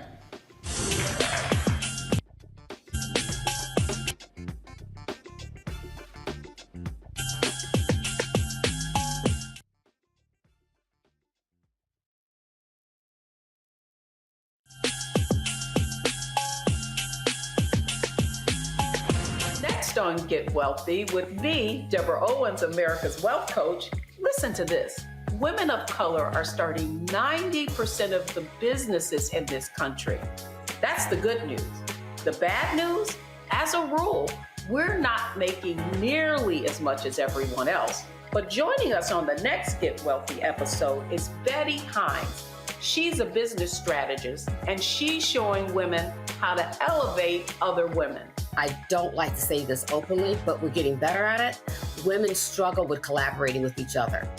And for that reason, one of the things that I demonstrate in the sessions that I have is that you can go further together if you collaborate. That's right here on Get Wealthy, only on Black Star Network. When you talk about blackness and what happens in black culture, we're about covering these things that matter to us, speaking to our issues and concerns. This is a genuine people-powered movement. There's a lot of stuff that we're not getting. You get it, and you spread the word. We wish to plead our own cause. Too long have others spoken for us. We cannot tell our own story if we can't pay for it. This is about covering us. Invest in black-owned media. Your dollars matter. We don't have to keep asking them to cover our stuff. So please support us in what we do, folks.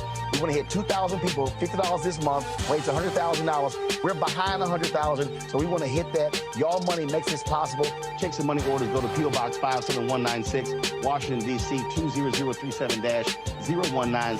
The Cash App is $RM Unfiltered. PayPal is R Martin Unfiltered. Venmo is RM Unfiltered. Zelle is Roland at RolandSMartin.com. Hi, I'm Israel Houghton. Apparently the other message I did was not fun enough. So this is fun. You are watching Roland Martin, my man, Unfiltered.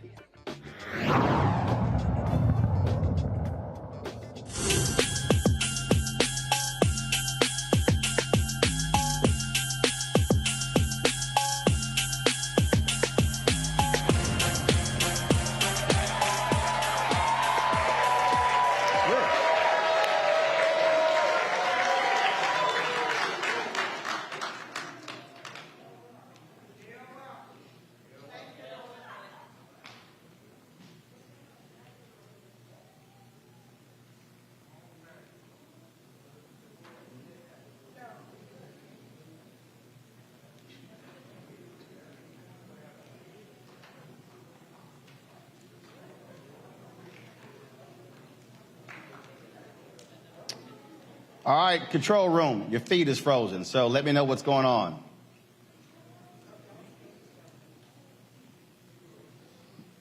Yes, I'm seeing Israel Houghton frozen. All right. All right, folks, welcome back to Hope Fellowship, our final segment.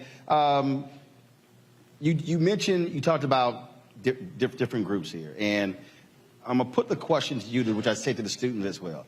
You can't have 20 or 30 or 50 freshmen showing up to a meeting with the president, you got 1,000.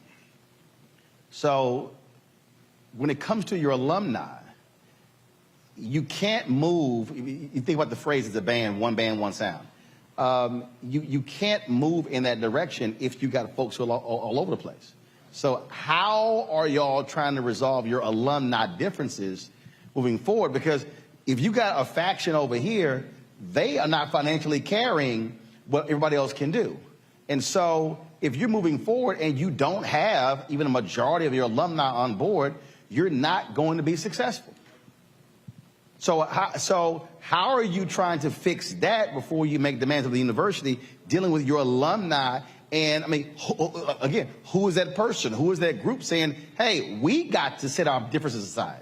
Well, we have a group that started called the Black Rose Project. Mayor McLeod Bethune called all of her students Black Roses. We started the Black Rose Project because during the litigation, the Alumni Association was limited at what they could do or say. So the Black Rose Project came together to inform and educate other alumni of what was happening and what was going on. Matter of fact, they can go to the Black Rose Project right now on YouTube. We have like a 2-hour presentation to educate and inform people of what exactly was going on. We also are encouraging people to continue to raise money, but the school when it comes to the Mary McLeod Bethune National Alumni Association, they won't even affiliate themselves at all, even to take money from us. There have been a couple of times that I know that they've tried to turn money in for the students, and they say we don't want it. So the school is going to have, the administration is going to have to do their part. I believe that this is galvanizing the alumni. It's awakening a lot of alumni who haven't been active, and we're going to come together. But the school has to do their part too.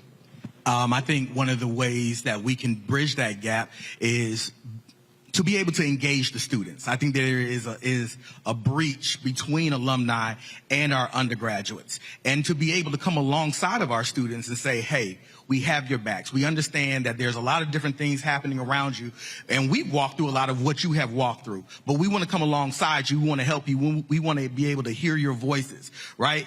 And we need to be able, as alumni, to come back and you know, gird these young people up and walk with them through this time. And I think with that, when it comes to our younger alumni who are we are wanting to give, that will help now be in their memory, saying, you know what, I remember when. But here's the deal, though. If I want, here's the deal. If I want to give, I don't know who to give to. So if you don't have an established, Anthony, I need eyes. If you don't have an established conduit, who do you give to? Like, where do you? If a graduate wants to give right now. You call if you're a part of the alumni, well, Mary McLeod Bethune Alumni Association, you can give through that organization. But if you want to give as an individual, you can call Ms. Sherry Paramore in the Office of Institutional Advancement, and you can tell them how much you want to give, but also where you want that money to go. Now, what happens after that? Got it. I don't know, but we can still give. Yeah. But we have a lot of work to do, and I keep saying that we got to come together as alumni so we can get this resolved. We need a new board of trustees. I think that was part of the school's plan, was to divide and conquer. So they're well aware of the fact that when they came up with they say they're not DSO, they use a DSO model. And I think it was part of the plan to divide and conquer. And with that being said, then now you don't have, people just don't want to give. Although I said my money was earmarked for the band and for the gospel choir. I only found out like 2 years later, after I was given all that time, the gospel choir said they had not seen one dime of the money. So although I said I wanted and I had it earmarked for a specific cause, it was not. But guess what? In spite of that, I've continued to give to the university I love that was so instrumental in making me who I am today. So I think we can continue to give to our local chapters, or we can follow through like I do every so often to make sure my funds are going to where it's earmarked to be. Well, and look, the reality is there are people all around the country who make donations to charities, and they follow up. They follow up to make sure that, hey, this is where I said I wanted to go, and this is where it needs to go. Final comments? Go ahead. We got to come together. Point blank, period. We are Bethune-Cookman. We carry Dr. Mary McLeod Bethune's legacy. We are her black roses. We are her beautiful black children. We do not let her legacy fall to the ground. I don't care how much you don't like whoever at the top. It don't matter. We carry the legacy no matter what. Good. My final comment is join the MMB-NAA. Continue to support Bethune-Cookman because the students and our school needs it. And we need to continue this. This is a good start. Thank you, Roland, for coming. Shout out to Bishop Triplett for having us here. And I got to be slick, Roland, and give a shout out to Omega Psi Phi Fraternity Incorporated. We don't mind youth groups. Go ahead. Thank you so much, Mr. Roland. I sent you about 400 inboxes, DMs, texts, all that. So thank you so much for allowing us to come and to be heard. I'm so thankful for every face that's in the place, because that means you care about the well-being of Bethune-Cookman. Find a student and pour into that student, and then that student pours into the next student, so that we can keep this legacy alive. And shout out to the members of Delta Sigma Theta Sorority Incorporated. So So let me first of all, let me thank you. Let me thank the students as well. Bishop, thank you very much as well. When the other church canceled on us, they took a vote. I hit my man, Pastor Jamal Bryant, and he said, call Bishop. And I was in Denver last Friday getting an award there, and I called him, and he said, absolutely, we'll be glad to host this. And so I appreciate doing so. Let me say this as a final word. You can be present or you can have presence. And as I listen to the students and alumni, I've talked to folks, administration as well, this is a moment when leaders are supposed to lead. I sat down with President Drake earlier. He's the interim president. But let me be perfectly clear who I'm speaking to right now. I'm speaking specifically to you, Board President Belvin Perry Jr. You are the board chair. You are supposed to lead. You are a retired judge. Your job is to bring folks together. If there was a jury that was deadlocked, you would tell them to go back and keep deliberating. You cannot be the leader of a board of trustees and have this level of dissension within this university. You cannot have students and alumni and folks saying you are the problem. If that many people are saying you are the problem, then you need to look into a mirror and ask yourself, why am I the problem? This is a moment when leaders can't just be present, but must have presence. You can't be scared to come in here. You can't be scared to talk to faculty and alumni. You can't be scared to talk to students and parents because these are constituents. You are not a dictator. Now, somebody told me, they said, oh man, you're going hard on the president. He's your alpha brother. Let me be real clear. That means nothing to me. This is about saving an institution. So what is needed are for folks to put egos aside, to put petty personal differences aside, and to actually say, how can we stand together to save an institution? Because it would be a shame for Dr. McLeod Bethune and all these black folks who have had blood, sweat, and tears to keep the university open to be having these problems in 2023. So I challenge you, board president, board chair Perry, have the guts to have some presence and to lead. And don't hide, don't run, but actually take some accountability and lead. And if you can't lead, get out of the way and let somebody else lead. Those are my final comments. Y'all gonna close us out with your school song. Go!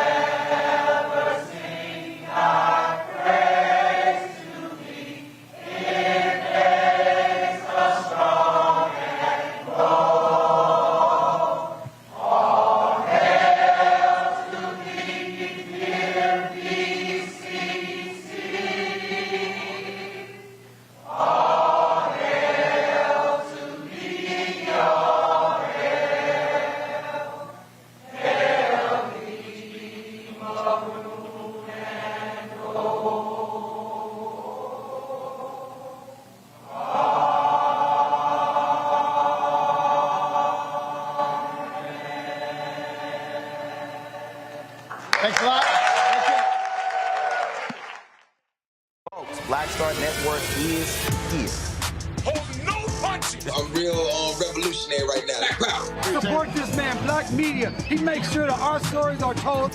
Thank you for being the voice of Black America, Roland. Stay black. I love y'all. All momentum we have now, we have to keep this going. The video looks phenomenal. See, this difference between Black Star Network and Black-owned media and something like CNN. You can't be Black-owned media and be scared. It's time to be smart.